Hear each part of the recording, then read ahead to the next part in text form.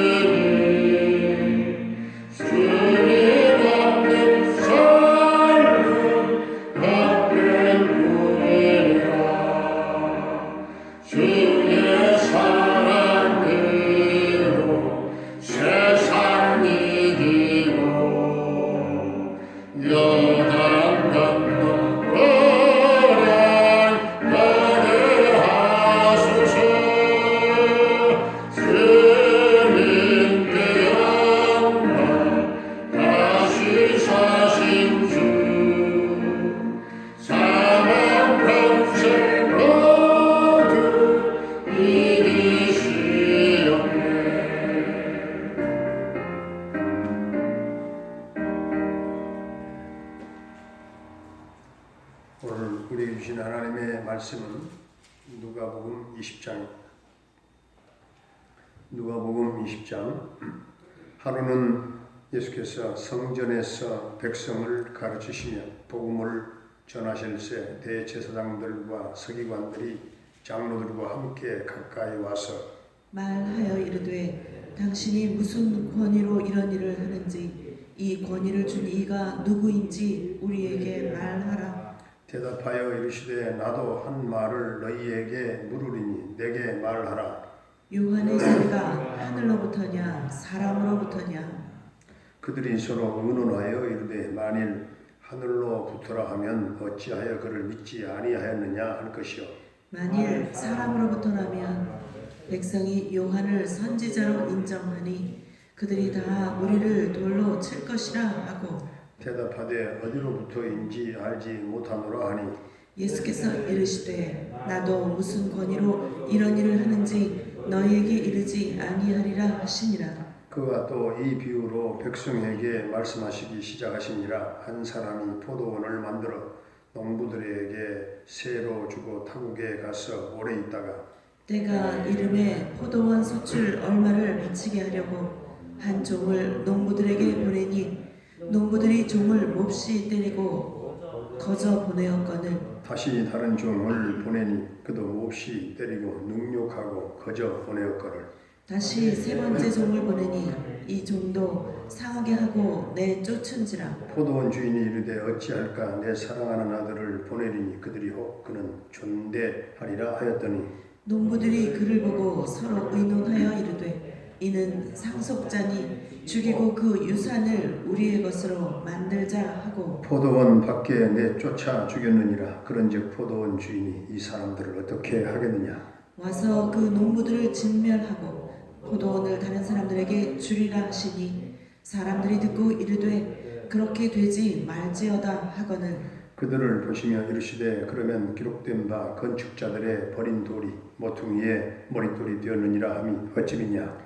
무릇 이 돌 위에 떨어지는 자는 깨어지겠고 이 돌이 사람 위에 떨어지면 그를 가루로 만들어 흩으리라 하시니라. 서기관들과 대제사장들이 예수의 이 비유는 자기들을 가리켜 말씀하심인 줄 알고 즉시 잡고자 하되 백성을 두려워하더라. 이에 그들이 엿보다가 예수를 총독의 다스림과 권세 아래에 넘기려 하여 정탐들을 보내어 그들로 스스로 의인인 채 하며 예수의 말을 책잡게 하니 그들이 물어 이르되 선생님이여 우리가 아노니 당신은 바로 말씀하시고 가르치시며 사람을 외모로 취하지 아니하시고 오직 진리로서 하나님의 도를 가르치시나이다. 우리가 가이사에게 세를 바치는 것이 옳으니이까 옳지 않으니이까 하니 예수께서 그 감개를 아시고 이르시되 데나리온 하나를 내게 보이라. 누구의 형상과 글이 여기 있느냐. 대답하되 가이사의 것이니이다. 이르시되 그런즉 가이사의 것은 가이사에게 하나님의 것은 하나님께 바치라 하시니 그들이 백성 앞에서 그의 말을 능히 책잡지 못하고 그의 대답을 놀랍게 여겨 침묵하니라.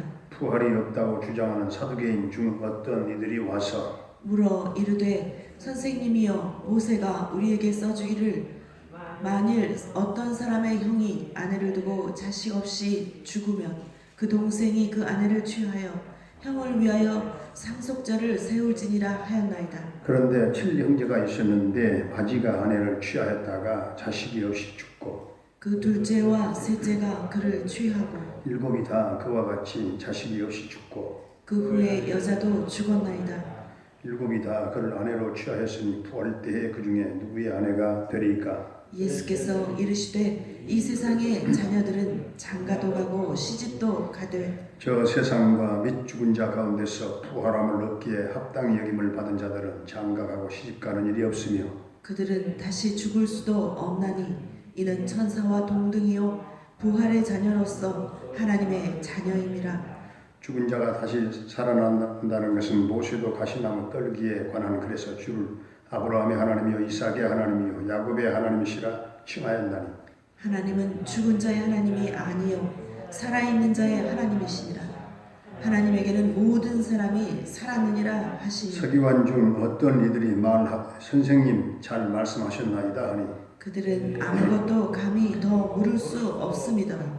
예수께서 그들에게 이르시되 사람들이 어찌하여 그리스도를 다윗의 자손이라 하느냐. 시편에 다윗이 친히 말하였으되 주께서 내 주께 이르시되 내가 내 원수를 내 발등상으로 삼을 때까지 내 우편에 앉았으라 하셨도다 하였느니라. 그런즉 다윗이 그리스도를 주라 칭하였으니 어찌 그의 자손이 되겠느냐 하시니라. 모든 백성이 들을 때에 예수께서 그 제자들에게 이르시되 긴 옷을 입고 다니는 것을 원하며 시장에서 문안 받는 것과 회당의 높은 자리와 잔치의 윗자리를 좋아하는 서기관들을 삼가라.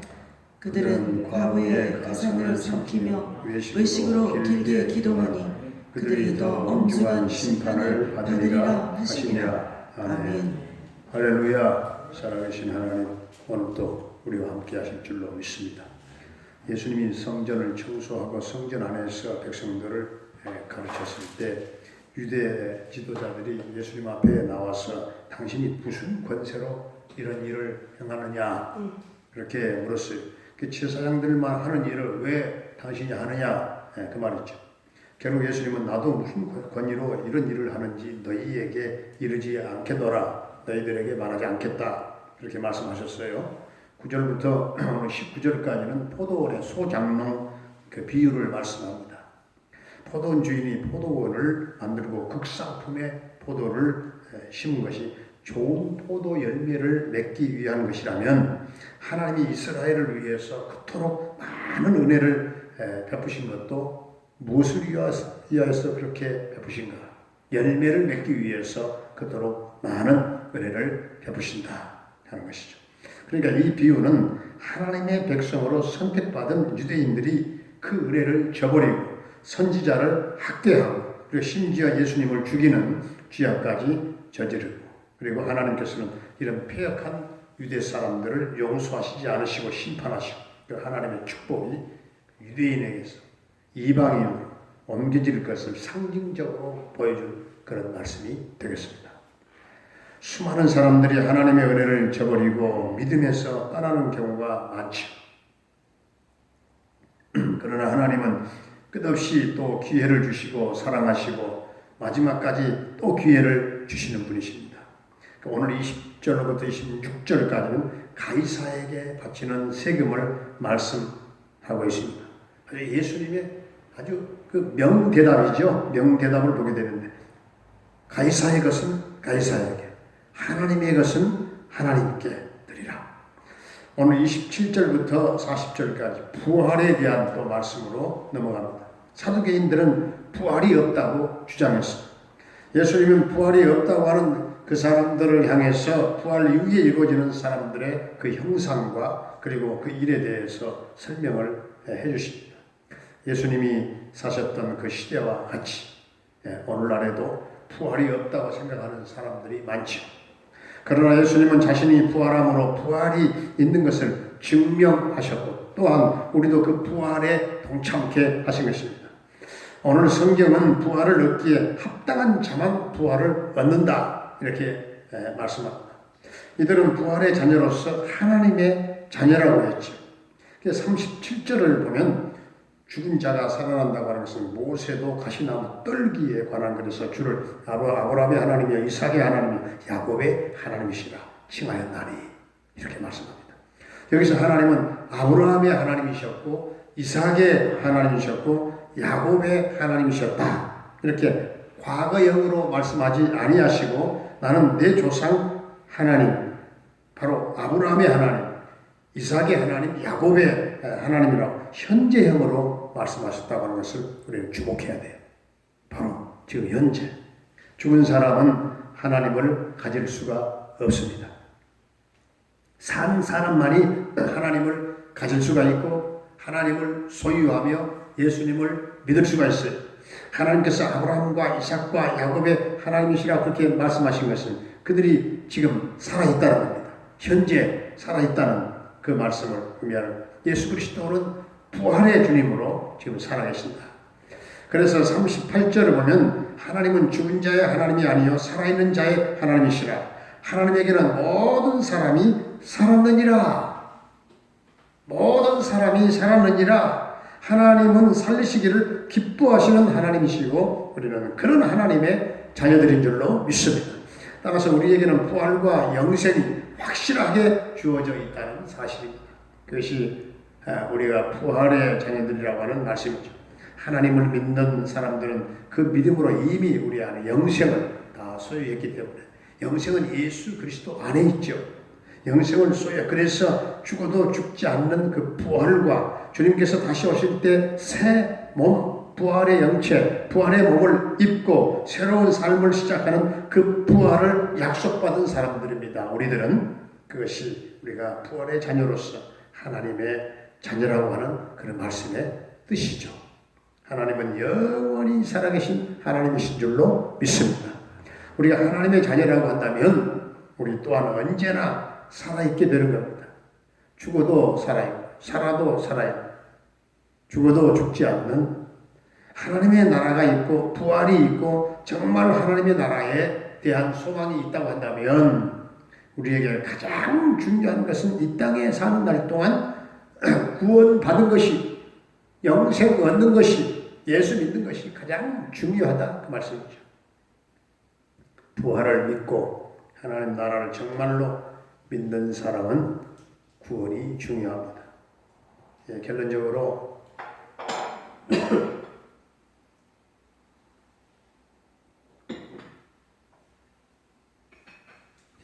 우리의 가치관이 이 땅의 것만 바라보는 자가 되지 말고 정말로 영원한 나라를 천국을 소망 삼고 살아가는 그런 믿음 있고 지혜 있는 성도님들이 다 될 수 있기를 주의 이름으로 축원합니다.